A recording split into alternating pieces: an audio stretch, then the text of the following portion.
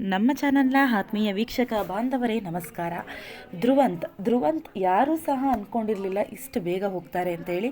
ಅವರು ಫಿನಾಲೆ ಹಂತವನ್ನು ತಲುಪ್ತಾರೆ, ಫೈನಲಿಸ್ಟ್ ಆಗ್ತಾರೆ ಅಂತಲೇ ಅಂದ್ಕೊಂಡಿದ್ರು. ಯಾಕೆ ಅಂದರೆ ಸುದೀಪ್ ಅವರು ಮೊಟ್ಟ ಮೊದಲ ಬಾರಿಗೆ ಸೀಸನ್ನ ಕಿಚ್ಚನ ಚಪ್ಪಾಳೆಯನ್ನು ಧ್ರುವಂತ್ ಅವರಿಗೆ ಕೊಟ್ಟಿದ್ರು.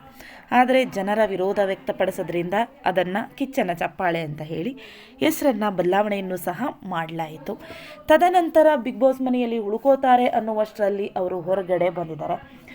ಧ್ರುವಂತ್ ಅವರು ಸಣ್ಣದೊಂದು ಆಸೆ ಇತ್ತು, ಅದನ್ನು ಬಿಗ್ ಬಾಸ್ ಮುಂದೆ ಹೇಳ್ಕೊಂಡಿದ್ರು. 3 ಆಸೆಗಳನ್ನು ಕೇಳ್ಕೋಬೇಕಾಗಿತ್ತು. ಅದರಲ್ಲಿ ಧ್ರುವಂತ್ ಬರೆದಿದ್ದು ಒಂದೇ ಒಂದು, ಅದೇನಂತ ಅಂದರೆ ನಾನಿಲ್ಲಿ ಬಿಗ್ ಬಾಸ್ ಮನೆಯಿಂದ ತುಂಬ ಕಲ್ತಿದ್ದೀನಿ, ಹಾಗಾಗಿ ನಾನು ಬಿಗ್ ಬಾಸ್ ಮನೆಯಿಂದ ಹೊರಗಡೆ ಹೋಗಬೇಕಾದ್ರೆ ನನಗೊಂದು ಒಳ್ಳೆಯ ರೀತಿಯಾದಂತಹ ಮೇಕ್ ಓವರ್ ಬೇಕು, ನನ್ನ ಈ ತಲೆ ಕೂದಲನ್ನು ಕಟ್ ಮಾಡಿಸಿ ಒಳ್ಳೆ ಮೇಕ್ ಓವರಿಂದ ನಾನು ಹೊರಗಡೆ ಹೋಗಬೇಕಂತ ಹೇಳಿ ಕೇಳ್ಕೊಂಡಿದ್ರು. ಆದರೆ ಆ ಆಸೆಯನ್ನು ಈಡೇರಿಸಿಲ್ಲ ಬಿಗ್ ಬಾಸ್.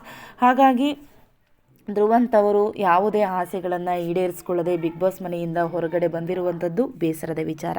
ಇನ್ನು ಅಶ್ವಿನಿ ಹಾಗೂ ಧ್ರುವಂತ್ ಅವರ ವಿಚಾರಕ್ಕೆ ಬಂದರೆ, ಅಶ್ವಿನಿ ಹಾಗೂ ಧ್ರುವಂತ್ ಅವರು ಧ್ರುವಂತ್ ಹೊರಗಡೆ ಹೋಗೋದಕ್ಕೆ ಪರೋಕ್ಷವಾಗಿ ಅಶ್ವಿನಿಯವರು ಕಾರಣನ ಖಂಡಿತವಾಗಿ ಇಲ್ಲ. ಅವರ ಆಟ ಇವರ ಆಟ ಬೇರೆ ಬೇರೆ ರೀತಿಯಾಗಿಯೇ ಇತ್ತು. ಒಂದು ವಾರ ಅವರಿಬ್ಬರ ಕಾಂಬೋವನ್ನು ನೋಡಿ ಜನ ತುಂಬ ಇಷ್ಟಪಟ್ಟಿದ್ದು ಕೂಡ ಉಂಟು.